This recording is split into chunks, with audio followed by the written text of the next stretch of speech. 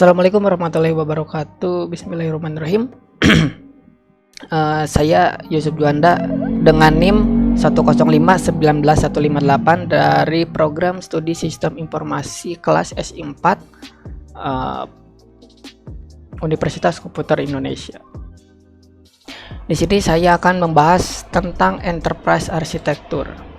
Oke, di sini ada 4 pembahasan atau 4 poin yang akan saya presentasikan di sini, yaitu pengertian enterprise arsitektur, fungsi-fungsi dan peran EA itu di dunia bisnis dan di dunia IT itu seperti apa. Kemudian seperti yang kita tahu, EA itu sendiri adalah blueprint atau cetak biru ya, yang dimana tentunya harus pasti memiliki framework atau kerangka kerja. Banyak sekali framework dan kerangka kerja dari EA itu sendiri, tapi di sini saya hanya membahas 4 saja ya, yaitu ada zaman 1987, ada TOGAF, ada FEAF, ada TEAF. Nah, sekarang kita langsung masuk ke dalam poin pembahasan pertama, yaitu pengertian enterprise arsitektur atau EA ya. Oke, pengertian EA. Nah, di sini dijelaskan bahwa EA adalah penjelasan bagaimana sebuah organisasi merancang suatu sistem untuk mendukung kebutuhan bisnis dan teknologi dalam mewujudkan misi dan visi serta pencapaian hasil yang telah ditargetkan gitu.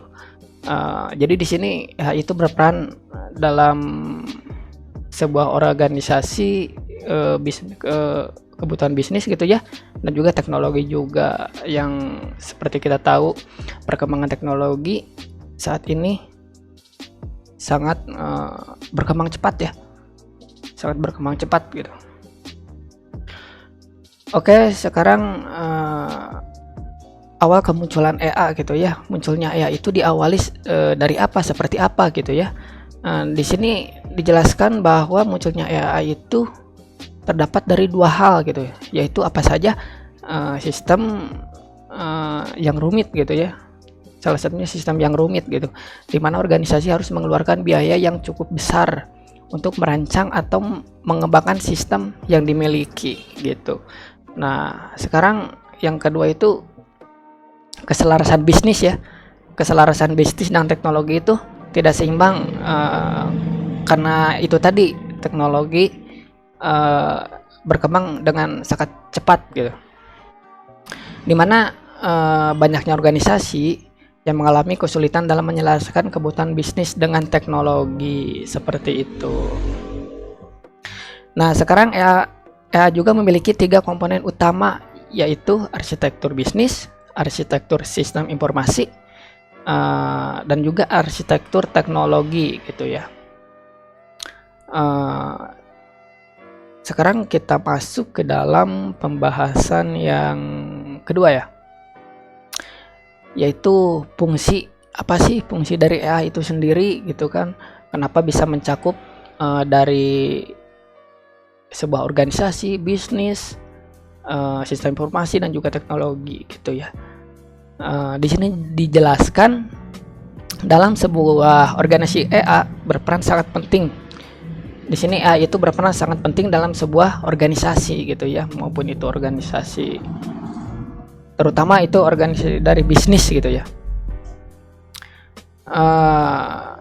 Mengapa EA ini berperan sangat penting dalam sebuah organisasi? Di sini dijelaskan dalam sebuah organisasi yang tumbuh, tentu saja pengolahan organisasi akan menjadi kompleks ya. Jadi semakin bertumbuhnya organisasi itu, maka akan semakin rumit pengolahannya gitu, semakin kompleks gitu. Kemudian tingkat rotasi pegawai yang sangat tinggi gitu ya. Pegawai atau karyawan yang sangat tinggi, karena perusahaan kita juga semakin berkembang, tentu saja kita harus memiliki karyawan atau pegawai yang banyak juga gitu ya, untuk penumpang produksi dari perusahaan kita gitu. Sehingga staf-staf baru perlu waktu untuk memahami kondisi organisasi gitu ya. Seperti yang kita tahu, seperti karyawan baru itu belum tentu tahu ya bagaimana aturan atau rules atau cara kerja di sebuah perusahaan tersebut atau di sebuah organisasi tersebut gitu ya. Proses bisnis terpecah dan tidak selaras antar divisi ya. Kemudian data yang tersebar sehingga tidak terpadu, tidak akurat dan sulit diakses gitu. Terkadang aplikasi yang dibuat bersifat redundansi gitu. Nah, di sini juga aplikasi dibuat bersifat redundansi gitu ya, atau tidak ada standarnya gitu, yang dapat menyebabkan tidak efisiennya investasi IT. Nah, pengadaan infrastruktur IT tidak terkendali dan tidak sesuai dengan kebutuhan gitu ya. Dengan adanya problem-problem tersebut, orang-orang mulai membuat EA atau Enterprise Architecture. Nah, seperti itu ya, awal mula gitu dari arsitektur gitu. Dan mengaplikasikannya kemudian apa yang dimaksud dengan EA. Apa yang dimaksud dengan EA itu? EA adalah cetak biru. Nah, seperti yang saya sebutkan di awal tadi, EA itu adalah cetak biru atau blueprint. Yang menyelaraskan visi dan misi organisasi serta proses bisnis dalam bisnis arsitektur gitu ya, dengan teknologi informasi dan perspektif data arsitektur, aplikasi arsitektur gitu kan, dan teknologi. Nah, di sini juga dijelaskan lagi bahwa ya itu terdapat dari 3 arsitektur ya, dari data, aplikasi, dan teknologi gitu ya. Oke, kita lanjut ke dalam pembahasan berikutnya, yaitu framework. Nah, di sini EA juga memiliki framework ya, seperti kalau dalam dunia programming itu setiap bahasa pemrograman itu memiliki framework atau kerangka kerja yang dapat memudahkan para developer dalam mengembangkan proyeknya mereka gitu ya. Di sini dijelaskan definisi dari framework EA tersebut adalah sebagai kunci pemahaman atas EA yang berperan sebagai suatu struktur logis gitu dalam mengklasifikasikan informasi yang kompleks gitu. Menggunakan sebuah framework untuk mengembangkan EA, maka perlu diperhatikan kriteria-kriteria apa saja yang dipenuhi oleh framework tersebut. Nah, sekarang kita masuk framework apa saja sih yang ada pada EA. Nah, sebelum masuk membahas lebih detail dari frameworknya itu sendiri, di sini juga dijelaskan bahwa taksonomi kompetensi mengacu pada beberapa sebuah framework mengklasifikasikan arsitektur aplikasi gitu ya. Proses completeness, ini peran-peran dari framework gitu ya, framework A itu sendiri. Proses completeness, terus ada juga practice guidance gitu ya, mengacu pada beberapa banyak sebuah framework pembantu gitu ya. Mindset pengguna gitu kan, easy using, dapat mudah digunakan gitu ya. Terus ada maturity model gitu ya, yang mengacu pada beberapa banyak sebuah framework, memberikan panduan dalam memberi penilaian atau evaluasi terhadap organisasi menggunakan EA. Ada governance guidance gitu kan, ada purchasing guidance, ada information available, ada juga time is value. Nah, di sini nih time is value ya, yang mengacu pada seberapa lama sebuah framework memerlukan waktu yang digunakan untuk membangun solusi yang memberikan nilai bisnis. Nah, seperti namanya ya, time is value, waktu adalah nilai gitu ya. Jadi waktu itu sangat berharga dalam sebuah proyek kita gitu. Nah, ini dia sebagian besar framework ya. Sebenarnya banyak framework yang ada pada EA tersebut. Cuman di sini saya hanya membahas 4 saja, dan perlu diingat di sini juga ada TOGAF ya. TOGAF itu yang sangat banyak digunakan gitu, yang sangat populer. Di sini ada TOGAF, ada JAHMAN, ada EAF, ada TEAF gitu ya, framework dari EA ini. Oke, sekarang kita bahas tentang TOGAF ya, framework TOGAF. Di sini dijelaskan bahwa TOGAF itu adalah framework yang memberikan pendekatan komprehensif gitu untuk merancang, merencanakan, melaksanakan, dan mengelola EA tersebut. Oke, TOGAF memiliki ADM. Apa itu ADM? ADM itu adalah Architecture Development Method gitu, yang merupakan metodologi yang terdiri dari beberapa tahapan untuk mengembangkan dan memelihara technical arsitektur dari sebuah organisasi gitu. Dimana ADM itu juga membentuk siklus iteratif untuk keseluruhan proses antar dan tiap fase, sehingga pada tiap iterasi diambil sebuah keputusan baru yang dapat menentukan luas cukup enterprise gitu, level kerincian serta target waktu yang dicapai gitu. Seperti yang dijelaskan sebelumnya, pada peran framework adalah time is value gitu ya. Jadi di sini harus memiliki target waktu dan harus dicapai dalam target waktu tersebut gitu ya. Kemudian ada Open Group 2009 menyatakan bahwa TOGAF ADM juga menjelaskan prinsip-prinsip yang digunakan sebagai ukuran untuk menilai keberhasilan dari pengembangan EA, di mana prinsip-prinsip tersebut adalah sebagai berikut ya. Prinsip enterprise, ada prinsip enterprise yaitu pengembangan arsitektur yang dilakukan diharapkan mendukung seluruh bagian organisasi termasuk unit-unit organisasi yang membutuhkan. Ada juga prinsip teknologi informasi yang mengarah pada konsistensi penggunaan teknologi informasi pada seluruh bagian organisasi termasuk unit-unit organisasi yang akan menggunakannya gitu kan.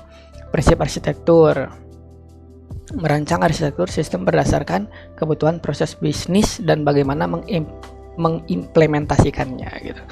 Oke, sekarang kita masuk ke framework yang selanjutnya, yaitu FEAF ya.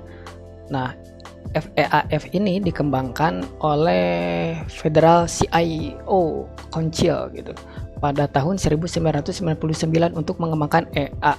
Tentu saja ya untuk mengembangkan EA, karena FEAF ini sendiri adalah framework dari EA gitu. Jadi harus memiliki fungsi untuk mengembangkan sebuah EA gitu ya dalam berbagai federal agensi gitu. FEAF ini juga sendiri mendukung komponen EA yaitu arsitektur bisnis, data, aplikasi, dan teknologi seperti itu ya. Selain itu juga FEAF telah mengadopsi 3 kolom utama dari zaman framework yang terdiri dari deskripsi data, deskripsi fungsi, dan deskripsi jaringan. Nanti framework zaman ini juga akan dibahas di slide terakhir ya. Oke, sekarang kita masuk dulu ke TEAF. Nah, TEAF ini dikembangkan oleh Departemen Treasury dan dirilis pada tahun 2000. Nah, TEAF ini dirilis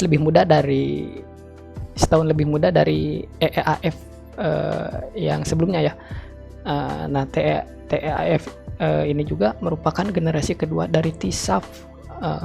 Apa itu TISAF? TISAF itu adalah kependekan dari Teknologi Informasi Sistem Arsitektur Framework gitu ya. Nah, TEAF dalam framework yang menunjukkan pengembangan dan perancangan dari proses bisnis berbagai unit departemen dengan mengidentifikasikan sesuai kebutuhan dengan aturan-aturan yang ada dalam perkembangan teknologi yang sering mengalami perubahan gitu ya. Jadi ini berfokus banget gitu ya pada bisnis framework yang satu ini. Kemudian TEAF juga mengidentifikasikan hasil dan kinerja produk yang menyediakan arahan bagi pengembangan EA gitu ya, di mana kinerja produk mendasari deskripsi bagaimana EA dikembangkan serta diterapkan dan mendokumentasikan bagaimana pencapaian dari penerapan EA tersebut ya.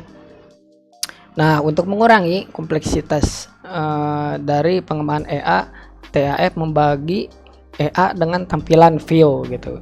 Kemudian pandangan atau disebut perspektif dan kinerja produk atau work product gitu ya. Nah, sekarang pada slide selanjutnya yaitu ada framework Jahman framework ya. Nah, framework Isa Jahman atau Jahman framework ini 1987 dan 1992 didasari bahwa kebutuhan pemrosesan data dari banyak pelanggan menjadi lebih kompleks gitu. Kemudian framework ini menunjukkan sistem informasi dari beberapa sudut pandang yang menjalankan kompleksitas dan mempromosikan perencanaan, kemudian perancangan dan manajemen konfigurasi juga gitu ya. Framework Isa Jahman Isa framework merupakan skema dengan baris dan kolom. Nah, framework Jahman yang terdiri dari 6 baris dan 6 kolom gitu. Baris dan kolom ya. Ada 6 baris, ada 6 kolom sehingga memiliki 36 sel dalam frameworknya. Nah, beberapa sumber literatur memperkenalkan implementasi Jahman framework dalam berbagai hal, diantaranya adalah sebagai berikut ya. Di sini yang pertama adalah Jahman itu merupakan framework untuk mengorganisasi dan menganalisis data gitu ya. Kemudian Jahman juga framework yang memiliki sistem klasifikasi atau skema klasifikasi gitu. Kemudian nah ini yang disebut dengan tadi 6 kolom 6 baris gitu ya. Matrix, disebutnya matrix dalam bentuk 6x6D gitu ya.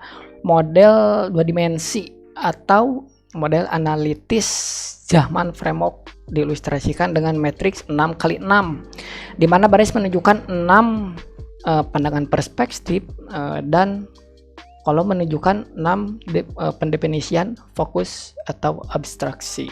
Nah, cukup sekian pembahasan dari EA, dari fungsi framework dan apa itu EA ya. Mungkin sekarang akan dilanjutkan pada sesi pemodelan, sesi modeling bisnis atau aplikasi menggunakan software Archimedes Arsitektur Modeling gitu ya. Oke, kita langsung aja menuju softwarenya. Oke, sekarang kita masuk ke cara pemodelan ya di menggunakan Archimedes Arsitektur Modeling ya. Oke, pertama kali kita membuka software Archimedes ini, kita akan ditampilkan dengan tampilan seperti ini. Untuk membuat pemodelan, kita klik file, kemudian new, klik empty model ya. Nah, kemudian kita akan disuguhkan dengan workspace seperti ini. Di sini kita akan membuat pemodelan dari proses dari segi bisnis aplikasi ya. Kita lihat di bagian palette sini, ini yang warna kuning ini adalah simbol-simbol untuk bisnis dan warna biru ini simbol untuk aplikasi. Kita langsung aja. Di sini saya akan mencontohkan bagaimana drag and drop, bagaimana menampilkan simbol di workspace, yaitu dengan cara drag and drop ya. Pertama-tama kita klik tahan seperti ini, kemudian geser ke workspace-nya. Misalkan kita kasih nama di sini register. Seperti ini, enter. Kalau sudah, kita buat satu lagi ya. Kita copy aja, kemudian kita paste. Nah, kita ini buat lebar seperti ini. Ini nanti disesuaikan dengan project kalian ya. seperti ini. Kemudian kita akan masukkan ini ke sini, klik OK. Seperti ini. Ini di sini kita kasih nama handle claim misalnya ya. Nah, seperti ini. Oke. Kemudian kita ini copy paste aja. Kalau sudah ada di workspace, kita tinggal copy paste aja seperti ini ya. Klik OK. Kita buat path. Oke. Klik OK. Klik OK. Di sini kita akan kasih nama accept. Ini sebagai contoh aja, nanti disesuaikan dengan project kalian ya. Value, kasih pay. Oke, sudah selesai. Ini untuk dalam segi bisnis ya. Kita tambahkan lagi satu komponen bisnis object seperti ini di luar di sini. Oke, seperti ini. Kita kasih nama notification. Notification seperti ini. Oke, seperti ini. Kemudian kita buat pemodelan dari segi aplikasi ya. Drag and drop seperti ini. Kita buat yang sama. Kita kasih nama di sini customer, administrator service seperti ini. Kemudian ini kasih nama tadi customer, sekarang jadi claim seperti ini. Kemudian kita akan hubungkan dulu ya antar komponen-komponennya. Kita kembali ke palette. Ini ada kolom yang berfungsi simbol-simbol konektor ya. Kita pilih konektor, klik aja, kemudian kita arahkan ke simbol yang mau dihubungkan seperti ini. Oke.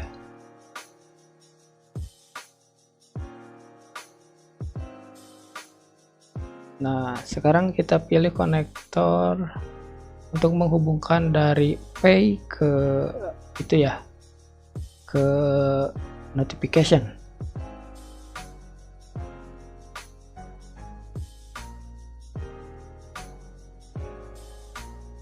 Oke, seperti ini. Sekarang kita hubungkan dari apa? Dari bagian aplikasi ke bisnis seperti ini.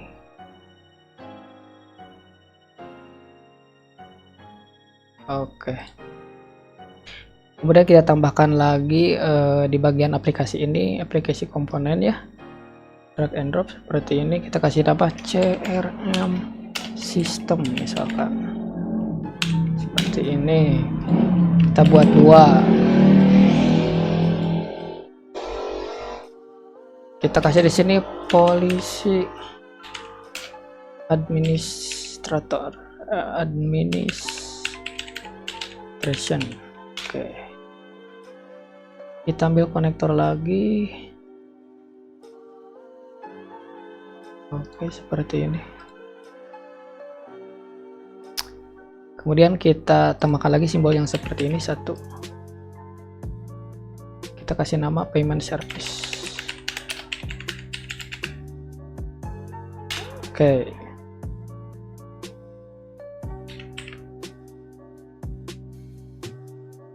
Ini kasih nama financial application. Oke. Kita hubungkan.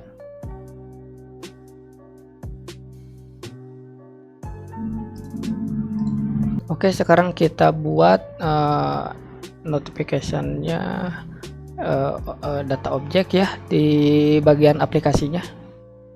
notification data, bisa kasih apa, notification data.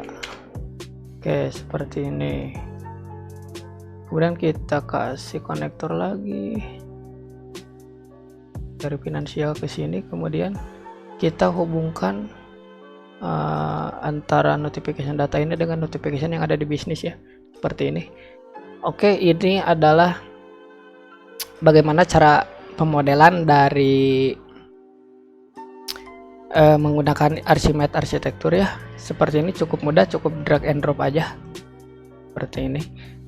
Cukup sekian dari saya, terima kasih. Wassalamualaikum warahmatullahi wabarakatuh.